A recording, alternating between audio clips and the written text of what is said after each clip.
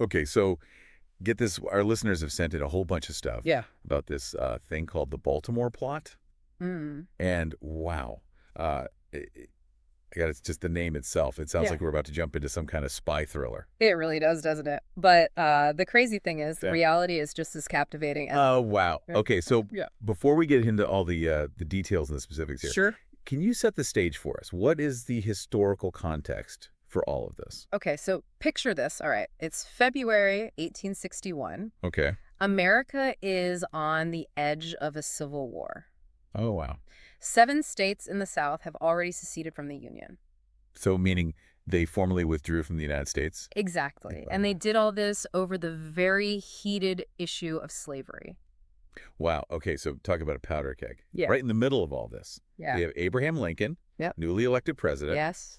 and he's about to take office. And Bit Lincoln, rough, he campaigned very heavily on preventing the expansion of slavery. Right. And because of that, he was seen as a threat by a lot of people in the South. Yeah. Tensions were incredibly high. Okay, so where does Baltimore fit into all this? So Baltimore was a really important city back then. Okay. It was a major port city with strong economic ties to the South. Okay. And because of that, a lot of its residents sympathized with the secessionist movement. So picture this. Lincoln trying to navigate this hotbed of pro-Southern sentiment. Yeah, it was a very tricky situation for sure. It sounds like a recipe for disaster. Oh, and to make things even more complicated, Yeah. travel back then wasn't as simple as just getting on a plane or something. Right, right. Passengers traveling from the north to Washington, D.C. had to switch trains in Baltimore, Okay. which meant a risky journey by carriage between stations. So that created a vulnerability. Exactly. It was like this window of opportunity Right. for anyone looking to cause trouble. And as we know from the sources you sent, trouble came in the form of... A plot to kidnap or possibly even assassinate Lincoln. That's right. And they were led by a Baltimore barber named Cipriano Ferrandini. Hold on a second. A barber. Yeah. That's not your typical mastermind behind a presidential kidnapping plot. I know, right? It just goes to show that history is full of surprises. Yeah. But we have to remember this plot wasn't just empty talk. Right. These guys were serious. Yeah. They had a plan, they had resources, and they were determined to stop Lincoln at any cost. Okay, so how are they planning on pulling this off? I'm guessing that carriage ride between stations seemed like their best bet. You're exactly right. Their plan involved creating a distraction during that carriage transfer, allowing them to overpower Lincoln's security and abduct him. And this is where things get really interesting. Yeah. Enter Allan Pinkerton, the famous detective. Oh, yes. He created the Pinkerton Detective Agency, right? That's right, he did. And he was hired to protect Lincoln during his journey to Washington. Okay. And, like this, one of his key assets Yeah. was America's first female detective, Oh, wow. Kate Warren. What a dynamic duo. Ugh. Okay, so we've got a plot to kidnap the president-elect, Mm-hmm. a city on edge, Yeah. and a legendary detective on the case. Yep. This is like something straight out of Hollywood. And it's all based on real events. Yeah. Now, Yeah. Kate Warren, she was working undercover, Right. and she infiltrated pro-Southern circles in Baltimore. Okay. And get this, she was able to confirm the plot and its planned timing. Wow, that's amazing. I know, right? That intel proved absolutely crucial. I'm already on the edge of my seat. What happened next? So Pinkerton, knowing how serious this was, he came up with a very daring plan to smuggle Lincoln through Baltimore in disguise. Wait, Lincoln in disguise? You're kidding. I'm not kidding. Oh, my gosh. The soon-to-be president of the United States ditches his iconic top hat, Wow. dons a plain coat, and travels under the assumed name. Nuts. Nuts. Seriously. They couldn't come up with a better alias. Well, hey, it got the job done. Right. Pinkerton's plan worked. Lincoln traveling in secret and arriving hours earlier than expected. Wow. Successfully evaded the conspirators and arrived safely in Washington. Wow. I can't imagine what the reaction must have been like when all this got out. Yeah. Did people even know about the plot beforehand? Actually, no, the public only learned about it after Lincoln's inauguration. Wow. And the reaction was mixed, to say the least. Really? Oh, yeah. Some people praised Lincoln for his caution and foresight, Right. while others mocked him and called him a coward for traveling in disguise. Wow, talk about a tough crowd. I know, right? It's kind of interesting how history judges these actions Yeah. based on their outcomes. Right. Like if this plot had actually succeeded, Thinks his disguise would be seen as this, like, brilliant tactic. Oh, for sure. But he made it safely.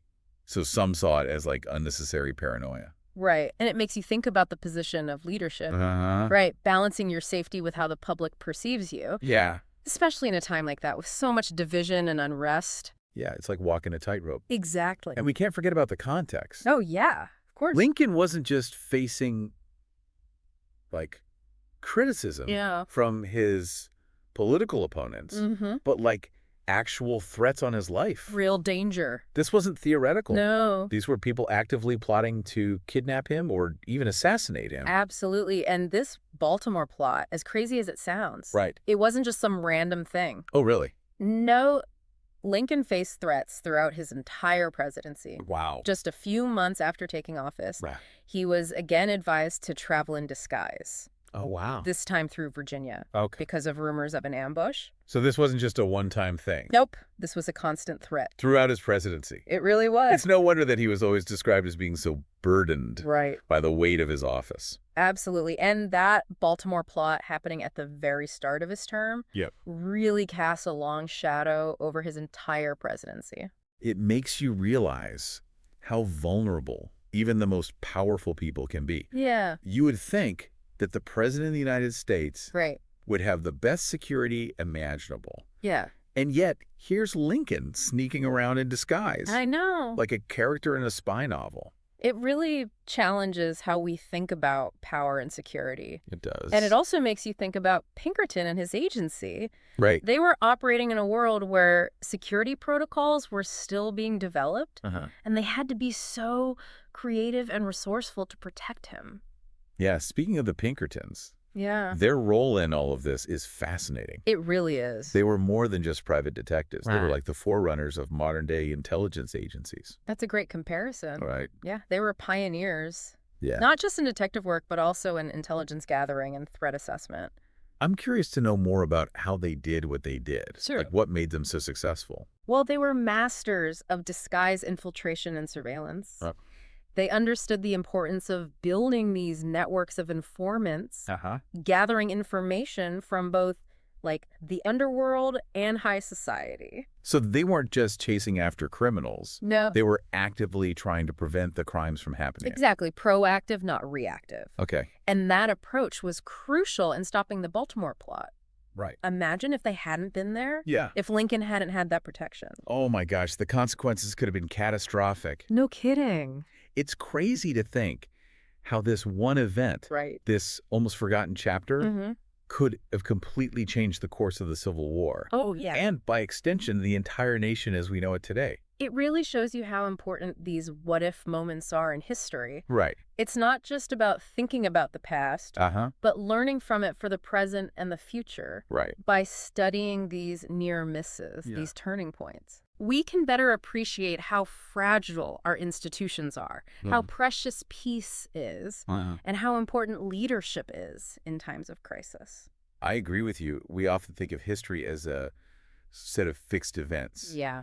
But moments like this remind us that it was full of possibilities. For sure. Choices that could have led us down such different paths. Exactly. And speaking of choices, yeah, let's go back to Lincoln's decision to wear the disguise. Okay. While some people criticized him for it, others recognized how serious the situation was, and they praised him for putting his safety and the stability of the nation first. And don't forget about the bravery. Oh, yeah. It took for him to go against societal expectations. Totally. Remember back then, honor and masculinity were all about physical courage and stoicism. Yeah. So for a man like him to choose prudence over bravado was a really bold move. It really challenges our ideas of heroism. It does. It makes us rethink what true courage is, what it means to be a leader in times of uncertainty and danger. Yeah, and I think this episode shows us that history can be so much more than just dates and names. Definitely. It's about understanding the complexities of human behavior, the motivations behind people's actions, and the unexpected consequences that can come from just one single event. Absolutely. It's about finding those hidden stories. Right. Those untold narratives that show us the past in a whole new light. And sometimes those stories can be just as exciting and suspenseful as any fictional story. For sure. Who needs Hollywood when you have real-life historical dramas like this? I know, right? You know, it's funny. We always think about these historical figures as these like larger-than-life characters, almost mythical. Right. But then you hear stories like this. Yeah. And you realize they were just as human as we are. Yeah. Facing real dangers, making tough decisions. Exactly. With consequences we can't even imagine. It really makes you see them differently. It does. And in Lincoln's case, yeah, it makes his accomplishments even more impressive. Oh, for sure. Trying to lead a nation through a civil war. Yeah. All while knowing that people are out there plotting against you. It's incredible. It really is. And it makes you wonder about the mental toll all this must have taken. Oh, absolutely. Did he ever let his guard down? Yeah. Could he ever truly relax? Well, it's hard to say for sure, but it must have been a heavy weight to carry. Right. And, you know, it probably influenced his decision-making in ways we can only imagine. Like, some historians think that Lincoln's approach to emancipation, you know, freeing enslaved people, that his cautious approach with that was partly because of all this. Because of the danger he was in. Exactly. He knew how tense things were. Right. And taking a bold stance like that could have put him in even more danger. It makes sense. Right. So while we don't know for sure, it's really interesting to think about how these threats might have affected him personally. Yeah. His thoughts, his fears, and in the end, his actions. It also makes you appreciate Pinkerton and Kate Warren even more. Oh, totally. They weren't just detectives. They were like guardians protecting not just a man, but an idea, a nation trying to hold itself together. That's a great way to put it. And their impact goes way beyond this one event. Oh, for sure. The Pinkertons. With their methods and their understanding of security, they helped create the foundation for the intelligence and security systems we have today. Exactly. Like, they were the early versions of the FBI, the CIA, all those organizations that work in the shadows to keep us safe. In a way they were, and the Baltimore Plot reminds us that these threats, they haven't disappeared. Oh, wow. They might be different now, more sophisticated, but they're still out there. That's a scary thought. Yeah. It makes you realize that protecting our leaders, our institutions, our way of life, it's a job that never ends. That's so true. And that's why we need to study history. To learn from the past and understand how we got here. By looking at things like the Baltimore Plot, we can appreciate the challenges those before us faced and the lessons they teach us about leadership courage and how fragile democracy really is. So if we had to pick one key takeaway from all this. From this deep dive. About the Baltimore Plot, what would it be? I think it's the importance of staying vigilant. Okay. You know, being aware of the dangers. Right. Even in a society that values freedom and democracy like ours, we can't take our safety for granted. And we all have a part to play in protecting our institutions, our way of life. So it's a call to action. Exactly. We can't just sit back and watch. We have to be involved in shaping the future. Right. And that starts with being informed. Yes. Thinking critically. And being willing to stand up for what we believe in. I couldn't have said it better myself. Well, on that note, I think it's time to wrap up this episode of Untold American. Yeah. We've uncovered this fascinating and often overlooked story from American history. One that's full of intrigue, suspense, and lasting lessons. It's been great talking about all this with you. Likewise, and to our listeners out there. Yeah. Until next time, keep exploring, keep questioning. And keep the spirit of Untold American alive. Absolutely. Thanks for listening.